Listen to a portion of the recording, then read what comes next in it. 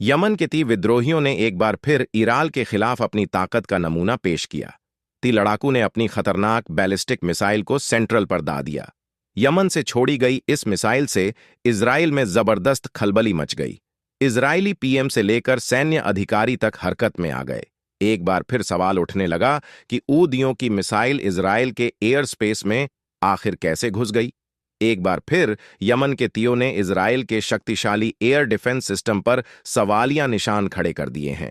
Israeli सेना ने बताया कि यमन से दागी गई सतह से सतह पर मार करने वाली मिसाइल ने मध्य इजराइल पर हमला किया, जो कि खाली इलाके में जाग दी, जिससे कोई हताहत नहीं हुआ है।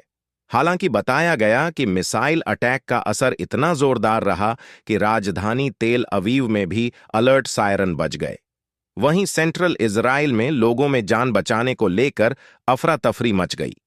सभी निवासी सेफ सेंटर्स की ओर भागते हुए देखे गए। इस दौरान इलाके में जोरदार विस्फोट सुने गए, जिस पर इजरायली सेना ने बताया कि हुती के हमले की जवाबी कार्रवाई में मिसाइल इंटरसेप्टर लच किए गए। मध्य इजराइल में एक इंटरसेप्टर का मलबा भी मिला था। आईडीएफ ने इस दौरान बड़ा दावा करते हुए खुलासा किया कि इजराइल के एरो एयर डिफेंस सिस्टम ने यमनी मिसाइल को मार गिराया। बता दें, यह वही इजरायली सिस्टम है जिसने ईरानी हमलों के दौरान भी अहम रोल निभाया था। इसे इजराइल का अभद सुरक्षा कवच बताया जाता है। हालांकि ऐसा दावा है कि त्यों के मिसाइल हमले में यह डिफेंस सिस्टम उस ताकत से काम नहीं कर पाया जिसके लिए यह पहचाना जाता है।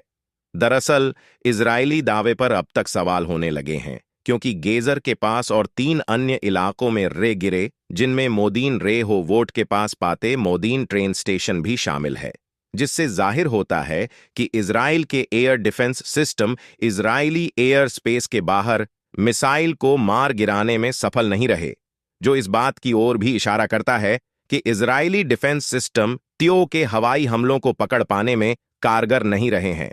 ड्रोन हो या फिर मिसाइल, सभी इजरायली रडार सिस्टम को चकमा देने में कामयाब रहे।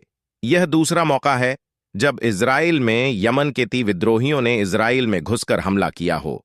इससे पहले हुती ने अपने ड्रोन से इजरायली राजधानी तेल अवीव को दहला था, जहां एक शख्स की जान चली गई थी, जबकि कई लोग घायल हुए थे।